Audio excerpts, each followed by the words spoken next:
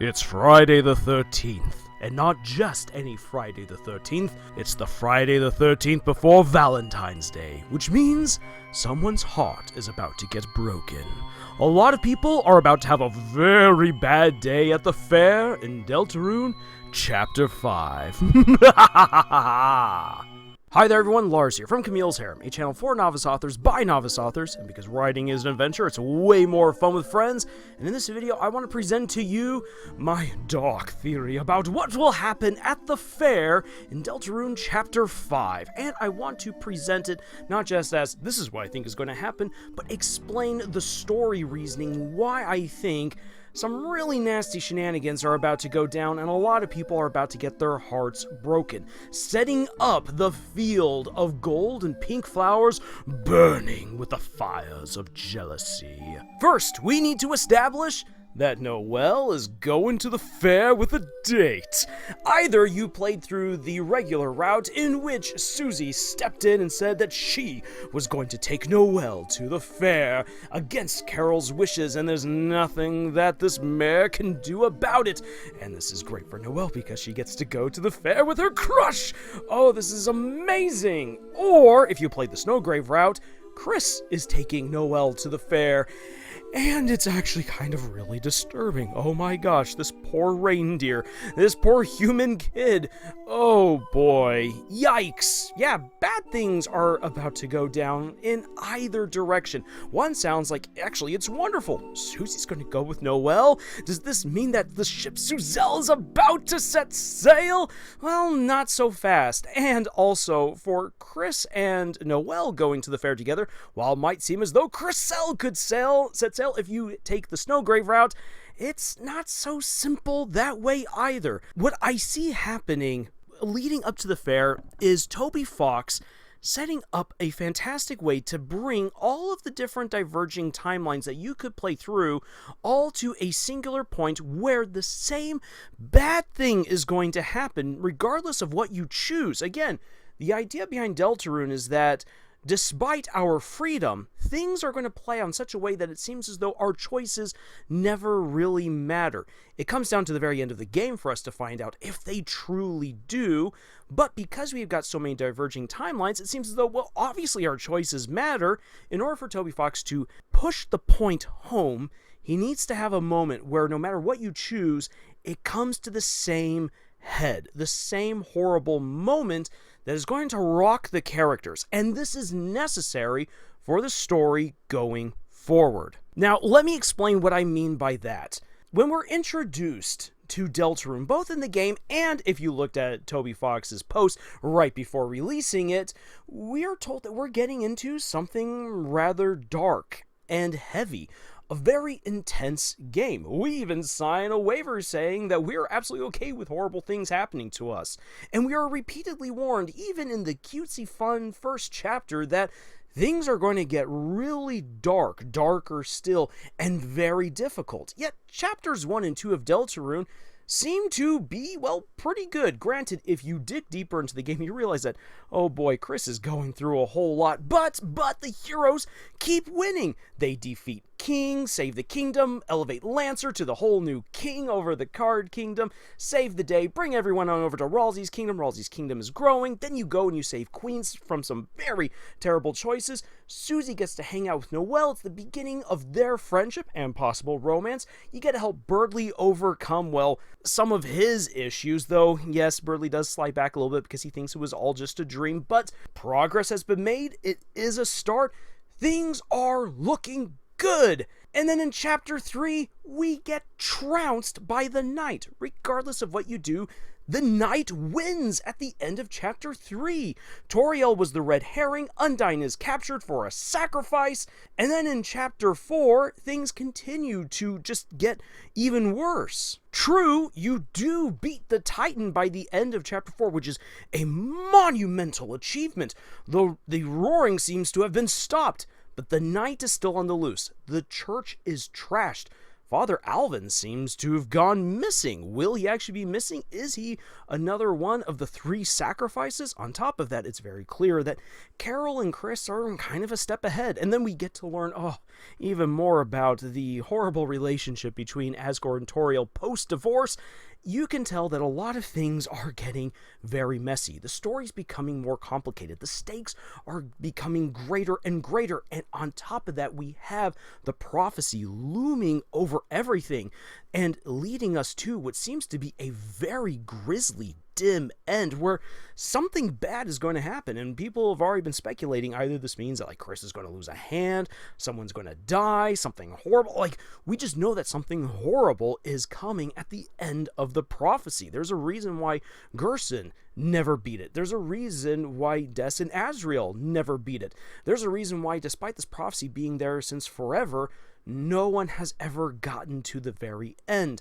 And yet, it seems as though Carol and Kris are barreling towards to whatever the future is. Susie's determined to be the hero, and we just know that we are headed towards just something awful. So in the middle of all that, why not have a fun day at the fair where you can just kind of let loose, have some teenage fun, some teenage romance. Oh my gosh, it's going to be amazing. It's the break that we need before we go into the next dark world and who knows what else. Unfortunately, that's not what we're going to get, and Toby Fox has kind of already winked at it. Going back to Chapter 2, we have already had plenty of nods towards this upcoming fair, both in the Dark World and in the conversation with Susie. Now, on top of that, Susie's like, I would really love to bring Ralsei along to the fair, to the festival. Ralsei's like, you can't bring me. Well, then Susie says she's going to take Noelle, or Kris is going to take Noelle. And the thing is that there needs to be a challenge. There needs to be a problem. And there's a very good reason why that is the case. In order to make sense of this, we actually need to first look at Susie. Susie is clearly the protagonist of Deltarune. She's the character who has undergone the most character development thus far, and she is the one who continuously changes things.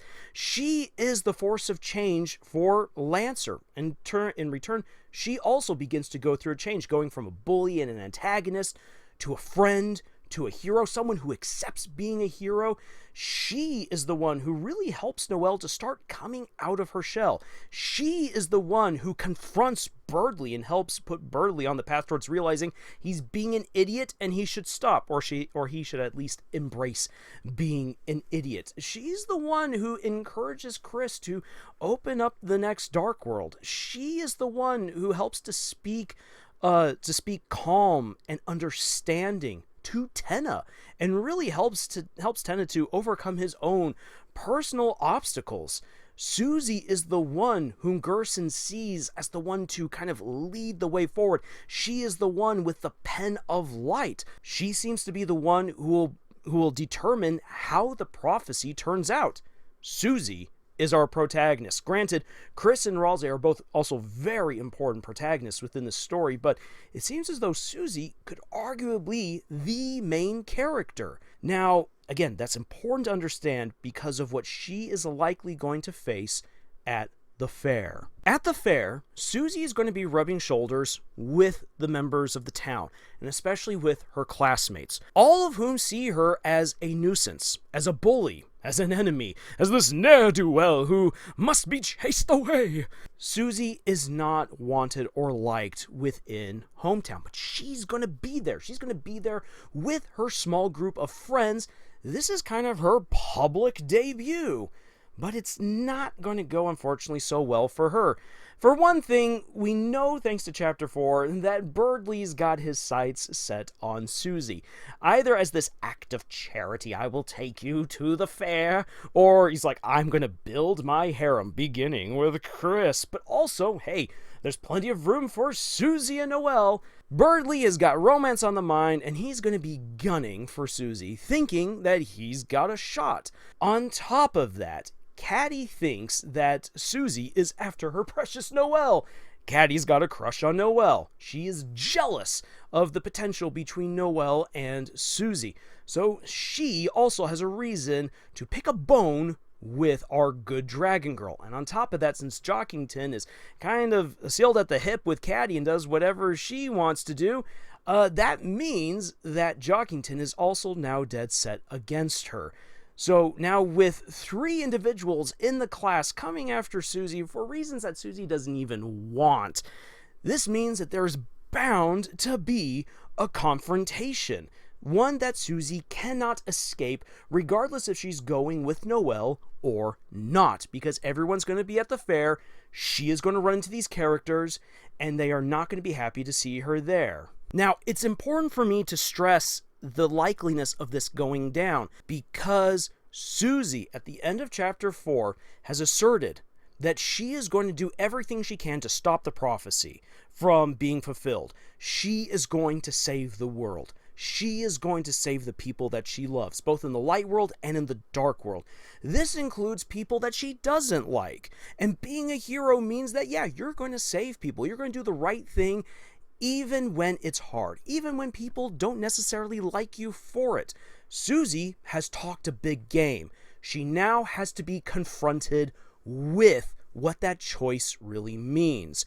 By getting into any kind of spat with Birdley or Caddy and Jockington, it will likely lead Susie to wonder, is this really worth it? I am busting my back, I am risking my life, we're risking the world to save these people, and they're being dumb about it. Is this really what I want to do? And think about it even further. For Chapter 5, we're very likely going to be going into a dark world in regards to Asgore. Asgore, who was the hero of Hometown, the sheriff, the good boy. Everyone looked to Asgore at one point. He was the town hero. And yet he fell from grace. And he's been trying to reclaim that hero status ever since, but has obviously been failing to do so and is now the town embarrassment. Susie is going to see that. Susie is going to be confronted with, do I really want to be the hero? Or am I just going to end up like Asgore? Is all of this, what I've decided to do, is this just going to lead to me being in the same sorry state that he's in, where everyone just looks down on him? Everyone already looks down on me. Is it worth it? That is a challenge that Susie must confront. Every hero within a story must have their convictions and goals challenged either by other characters or by forces within the story in order for them to understand the worth, the merit of their choices and of their conviction, to prove themselves. It's not just save the day, beat the villain, but it is prove your values. In order for Susie to be the hero, her values, her goals, her desires must be tested. And one of the best ways of testing them is just to have her go into a situation where she's amongst her peers and where she is at a complete disadvantage and will be belittled, will be mocked, will be pursued by someone that she doesn't want to be, and of course will feel very small and like an outcast. She has found a place with Kris, and also now to a certain extent with Noelle, but what if that gets taken away from her? And that leads me to the Ferris wheel ride, because that Ferris wheel ride could have different outcomes depending on who goes on that ride, and all 3 of which will challenge Susie and will break someone's heart. Let's go with option number 1. Susie and Noelle get to ride the Ferris wheel. I mean, this seems like one of the most likely outcome. They rode the Ferris wheel together back in Chapter 2. It was a great and positive experience for both of them, and it winked and nodded at a romance for these two. So why not another one now? What could possibly go wrong? What could go wrong is that Noelle says that she likes Susie. Now, wait, right here. Everything seems to point to a Suzelle ship setting sail. I mean, that isn't that what's been really heavily hinted, not since Chapter 2, but since Chapter 1, with Noelle obviously crushing on Susie, and then with Susie saying that she does like Noelle, that she really respects Noelle, and she wants to get to know Noelle better, and heck, she stood up to Carol, saying that she was going to take Noelle to the fair. Obviously, these two are going to get together. Obviously! But here is something that I've pointed out in my cruisy videos time and time again. We don't really know what Susie is feeling or thinking when it comes to romance. Chapter 4 does let us know that Susie is interested in romance, that she does have those inclinations and those feelings. But we don't know really towards whom. As a cruisy shipper, I say it's for Kris. I could be wrong. We're going to find out in Chapter 5.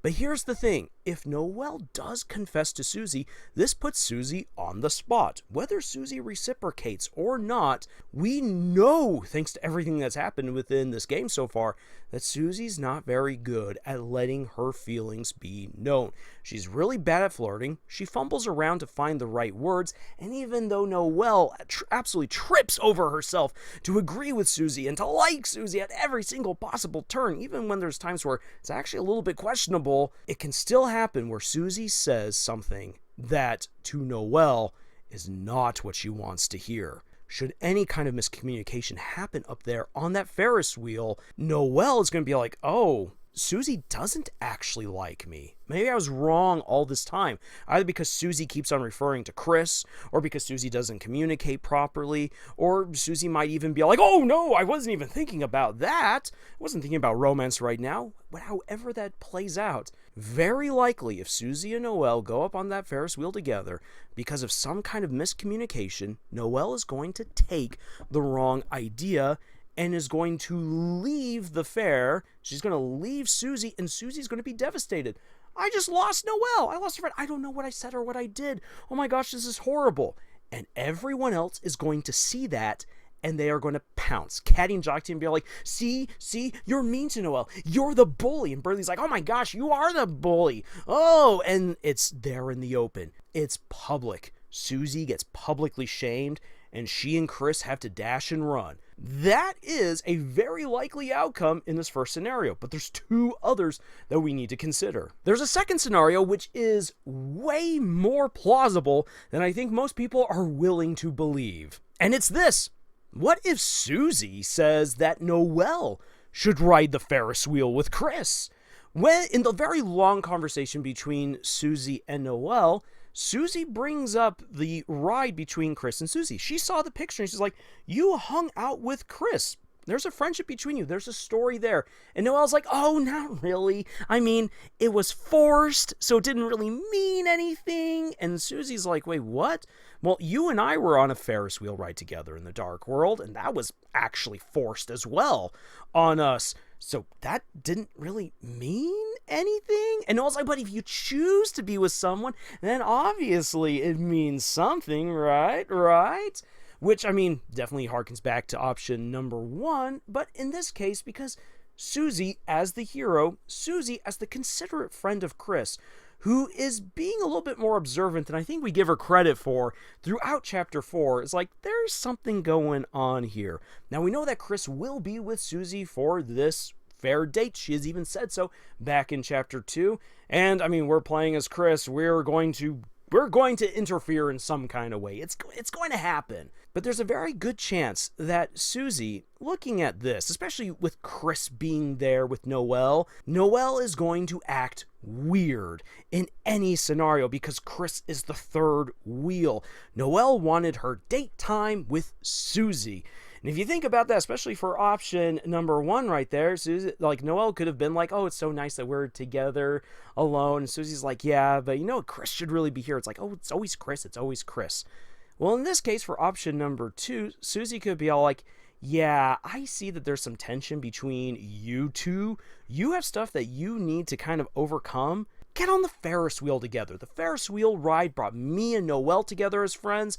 It's going to do the same for you. But this time, I want you to really give it a try. And I can even see this happening where Susie's like, okay, Noelle, time to get onto the ride. Susie turns to Kris and like, Kris, look, I know that you and Noelle have a past and everything, and maybe you don't want to talk about it, but I really feel like it would be a very good thing for you to get onto this ride with Noelle and just do whatever you gotta do to make it up. You deserve good friends. Noelle's a good person, and I don't want to get in the way of a good friendship just coming back together.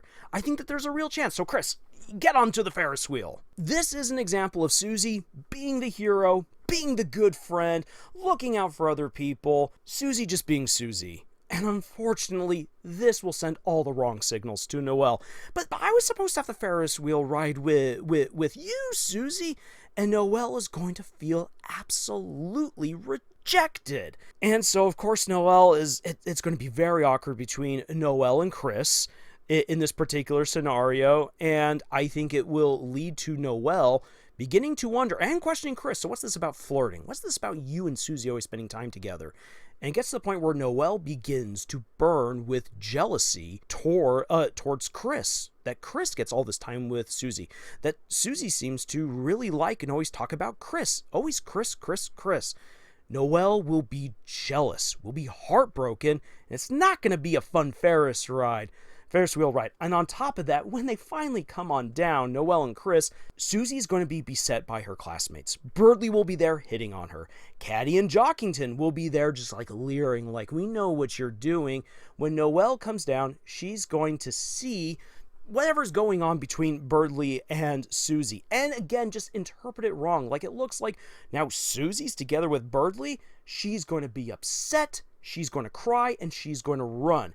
In which case, then Caddy and Jockington are going to be like, see, you two are bad for Noelle. Traitor Kris, horrible Susie, you should get on out of here. And Susie's going to be absolutely embarrassed because of Birdly and won't really know what the heck is going on here and be like, Kris, we need to run. Now, grab Kris, and then they book it on out of the fair.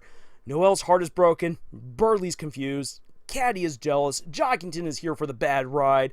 Susie and Kris are just in such an awkward situation here in this second scenario. So many hearts broken, and if y'all want my personal opinion, I actually think that this is the more likely of the first two scenarios, just because it will lead to so much misunderstanding, so much heartbreak, and really lean into that idea of the fields burning with jealousy. Not just the jealousy that Asgore might be feeling, if it is indeed his dark world, but the jealousy that all of these teens are going through. My final big scenario, and this is if you play the Snowgrave route, is this. Kris and Susie go with Noelle to the fair. Except in this case, Kris is the one who's taking out Noelle because of the whole thorn ring and like, you will join me, Noelle. Your free will has been taken away. Oh, it's just so bad. It's so bad. But in this particular scenario, Susie is the third wheel. Susie feels like the odd one out. We already know from the Snowgrave route in Chapter 4 that Susie is not a big fan of this feeling of being left out, of not being able to have her own time with Noelle, really get to know this girl who was so kind to her, who to Susie is special. Whether it be romantic or platonic, still for us to discover. But in this case, Susie is a little upset, and Susie feels like it's her heart being broken. Her best friend, Kris, with Noelle, not really paying any sort of attention to her. They then go up on the Ferris wheel, and then we get to have the Snowgrave route option. Up at the very tippy top of the Ferris wheel as it stops, and they get to look out over the beautiful scenery of hometown in the fall. That is then where we are going to have the next option in regards to proceed. Will you make Noelle even stronger and bind her to whatever is going to happen in the rest of Chapter 5? Or are you going to try to break the Snowgrave route? Should you break the Snowgrave route, Noelle's going to be like, what the heck is going on here, Kris? Come on down, see the whole scenario again playing up between Susie and Birdly and Caddy and Jockington, and just be so overwhelmed. Think, oh my gosh, because I was with you, Kris, I lost my chance with Susie, and leave an absolute distraught mess. If you proceed with the Snowgrave route, Noelle is going to just do whatever creepy Noelle is going to do, and is probably, here's something that could very well happen. I'm going to give you two different options even within this particular scenario. Either Noelle kisses Kris, which is seen by Susie and is absolutely heartbreaking, less likely than the second option, which is that they come on down and Noelle is just so overwhelmed by whatever happened in the Snowgrave moment. She's like, I need to go home. So Noelle leaves. She looks obviously very worn out. She doesn't look quite right. And again, Caddy and Jockington are like, there is something very wrong with this. and Caddy especially, who's a little bit more attuned to the dark arts, to be like, no, oh no, that is not okay what was just happening right there. I do not like that. Kris, Susie, what on earth have you done? Susie's like, I don't know. I've been playing the third wheel this whole day. You're accusing me of something I haven't even done. Hearts broken, tempers flare. Kris and Susie again have to flee the fair. These are the three options that I see as the most likely outcomes of whatever it is that we choose. Either you try to push forward Suzelle and make that ship set sail, only for it to come crashing down seemingly, or literally, we'll find out, because of miscommunication on the Ferris wheel, and Caddy, Jockington, and Birdley pouncing as a result, and creating a public spectacle which causes Susie and Kris to bolt. In the second scenario, Susie puts Kris and Noelle on the Ferris wheel together, and has them try to reconcile their friendship, only for misunderstandings again to ensue, hearts to be broken, public shaming to begin, and Kris and Susie bolt. Or it's the Snowgrave route, Noelle is not feeling fine, and then Caddy and Jockington pounce, and then again the public shaming ensues. No matter what you choose, you cannot avoid this from happening. Why? Because other characters have their own choices. Birdley's going to do what Birdley's going to do. Caddy's going to do what Caddy's going to do. Jockington's going to do what Jockington's going to do. No matter what you do, other than saying, I'm not going to go to the fair, you are stuck in this scenario. You can't escape it. And because the fair must happen, it is all part of the plan. Kris is wedded to this plan. Things must proceed. In order for the prophecy to be fulfilled, they're going to go to the fair. We cannot stop this from happening. And again, this particular scenario, or these three scenarios in the same place, make it so that no matter what you've chosen, all the different timelines can come to a certain point. The reason again why this is important is because of how it will challenge Susie, of how it sets up the theme of jealousy for chapter 5 and everything else that will ensue. And it kind of makes the story a little bit more plausible and logical depending on what your choices are.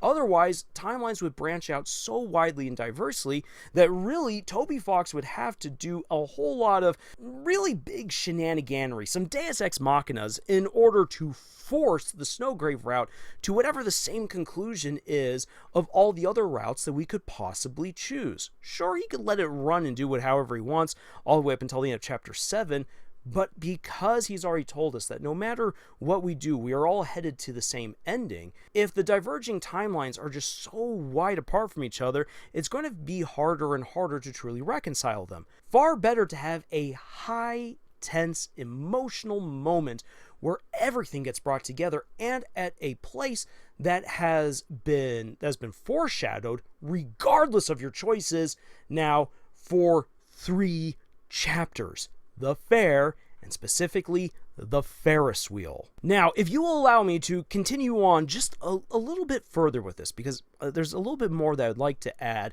beyond just these 3 scenarios. I personally believe that the next Dark World is going to be in Asgore's flower shop. That's where the flowers are. We've already had a wink and a nod, not only from Gerson to flowers, but also thanks to Miss Mizzle.